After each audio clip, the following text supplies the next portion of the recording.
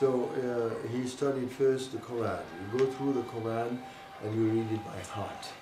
And then you learn what they call, you study knowledge, the meaning of the Quran. And the names that he gave that I don't remember, but they're there, you know, of all these people that he learned from. And most of them, in fact, studied under his own father. Was his father's father also an imam? Well, he did not want to be an imam, he just wanted to be a teacher. And he taught knowledge.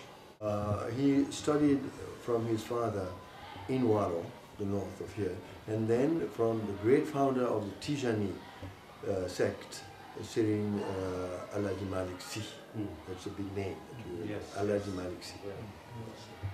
That's where his father studied from.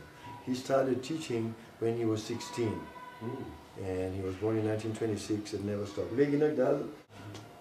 Because they were not involved in political activity, they were just involved in Islamic teaching, so the colonial power really left them alone, particularly as they were all from these four communes, you know, Saint-Louis, Dakar, Gorée, Rufisque, you know, they were French citizens. As long as they were not involved in disturbing the peace, that was fine, you know, and so everything worked out really all right.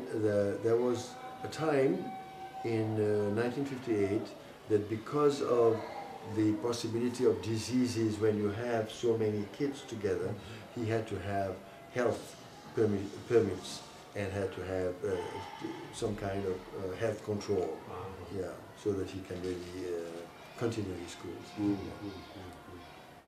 So they, only one of them went to the French school up to class de seconde, so did not finish the baccalaureate. But the others did not go to the French school, but some of them went to Mauritania to study classical Arabic. And he was saying that in fact, classical Arabic is what we call Horatia. Horatia, more the Arabic, Horatia, you know the sect, I mean the tribe of the Prophet. That's the pure Arabic. In fact, there was an American kid recently, I read somewhere in the New York Times, who wanted to learn the real Arabic. He went to Yemen, because that's where that Arabic of the Quran is really still spoken. Even in Saudi Arabia, they have their own Darija, which is dialect. Just like me, I speak Darija of Morocco. I can understand some of the words that I know are rooted in classical Arabic, but you know, so not all, you know. But so some of his kids went to Mauritania to study Qurayshi, the real language of the Quran. Could he talk about relations with the Christians and dialogue between faiths? He's quoting mentioning the Prophet's name, Moses, Musa, Ibrahim, the first one. Ibrahim, what did you do? Ibrahim. All those prophets, and Isa is Jesus Christ. Yes. These are all messengers of God, of course. And Islam accepted them because Ibrahim is said to be the first Muslim. The last prophet is Muhammad. Do the religious leaders in Saint Louis, the imams, the priests, bishops, ever speak with each other? For official events, on either side, each side invites the other, and they meet, and everything is cordial. Do the Christians ever pray in the mosques, say the priests, or does the Imam or do any of his students ever go to the church for any worship?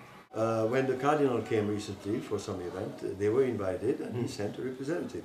He's too old to go and sit on those benches and all that, so but they sent people there. And the other side does the same too also. Yeah.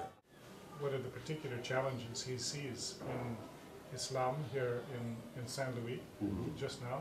The particular challenges that he faces as a Muslim leader of this community? The two main problems are poverty of people, and they try to help people, you know, by you know, giving them money and food and all that. And the other problem is making sure that the shrines are in good shape. And the mosque, for instance, that you saw, they are rebuilding it now because it was built in 1840 or 1850. Wow. You know, and so really there's need really for working on it, and the government is helping. The government is doing its best. They are also hoping to be able to tap outside sources for help, you know, to do that. I know that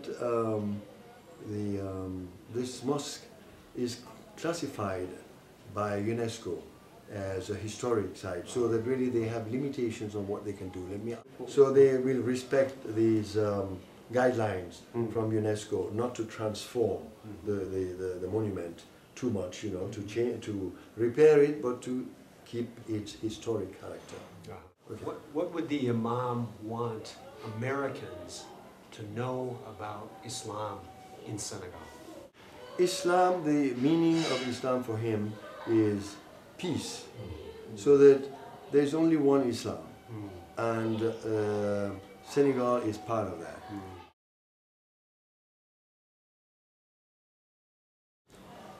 بسم الله الرحمن الرحيم لو أنزلنا هذا القرآن على جبل لرأيته خاشعا متصدعا من خشية الله وتلك الأمثال نضربها للناس لعلهم يتفكرون هو الله الذي لا إله إلا هو عالم الغيب والشهادة هو الرحمن الرحيم هو الله الذي لا إله إلا هو الملك القدوس السلام المؤمن المهيمن العزيز الجبار المتكبر سبحان الله عما يشركون